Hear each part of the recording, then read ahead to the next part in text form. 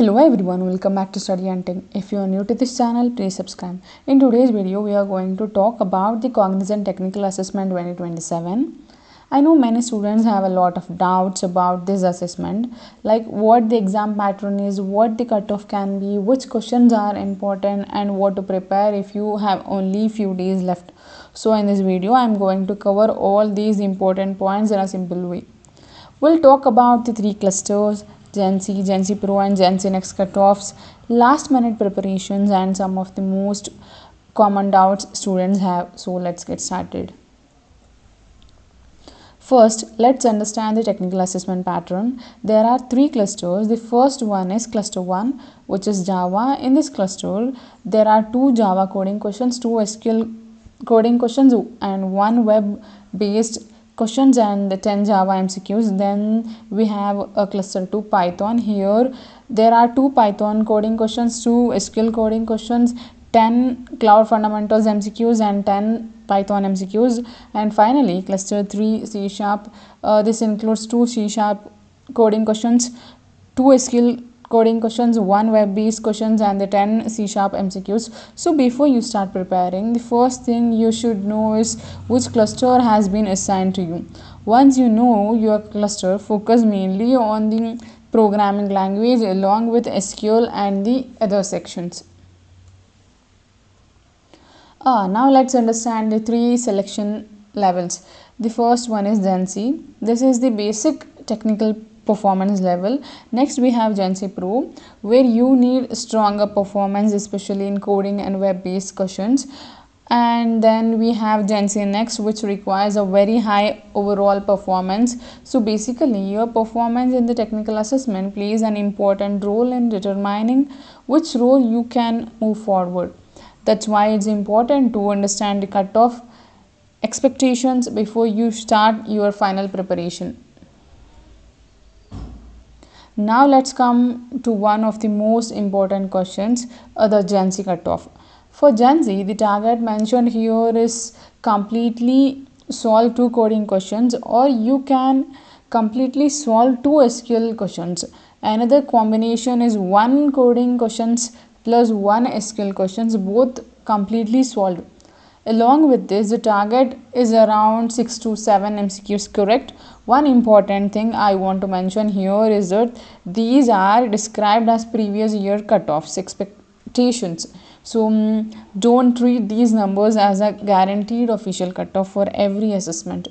Use them as a preparation target and try to score as much as possible. Next is GenC Pro. Here the target is higher. You should aim to solve at least 3 coding or SQL questions. For example, you can target 2 coding plus 1 SQL or 1 coding plus 2 SQL. Apart from that, you should also aim to solve 1 web-based questions and get around 6 to 7 MCQs, correct? So if you are especially targeted GenC Pro, don't stop after reaching the basic GenC target. Try to maximize your performance across coding, SQL, web-based questions and MCQs. Next, talk about GenC Next. For GenC Next, you need a very high overall score. The target shown here is around 90 to 95% of the assessment. So if you're targeting GenC Next, you can't focus on just one section. You need to prepare coding, SQL, web-based questions and MCQs. And the most important thing here is accuracy. Try to avoid unnecessary mistakes and maximize your overall score. Now let's say you have only 1 to 3 days left for your assessment. At this stage, don't try to learn everything from scratch. Instead, focus on the most relevant preparation. Start with previously asked questions. Practice coding, SQL questions, previous questions, and coding previous questions and web-based questions.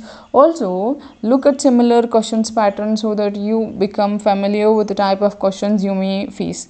When you have a very little time, your goal should not be study every possible topics. Your goal should be practice smartly and understand the exam pattern. Now let's clear one very common doubt. Many students may wonder, can I change my coding language during the assessment? The answer is big no.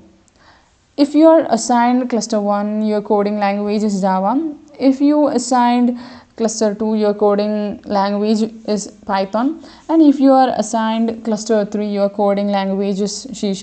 So you need to prepare for the language assigned to your cluster.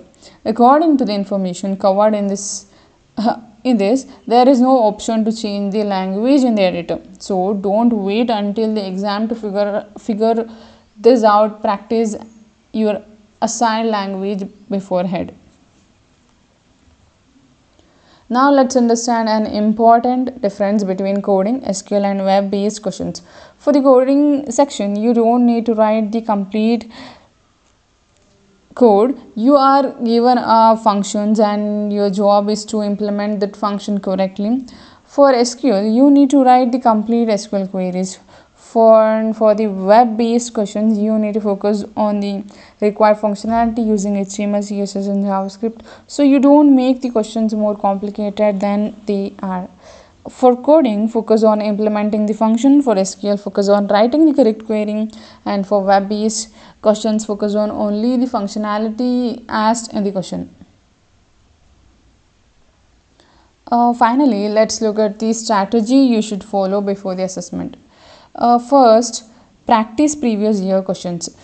Revise SQL and practice coding problems, and also practice web-based questions and revise MCQs, previous years MCQs. Make sure you are comfortable with a programming language assigned to your cluster, and most importantly, don't waste your final preparation time learning unnecessary topics. At this stage, stay calm, manage your time properly and focus on maximizing your score. If you are appearing for the Cognizant Technical Assessment 2027, all the best from my side. I hope this video cleared your doubts about the assessment pattern, cutoffs and last minute preparation. If you found this video helpful, don't forget to like, share and subscribe to Study Hunting for more Cognizant updates, preparation videos and the placement related content. Thank you for watching and I'll see you in the next video.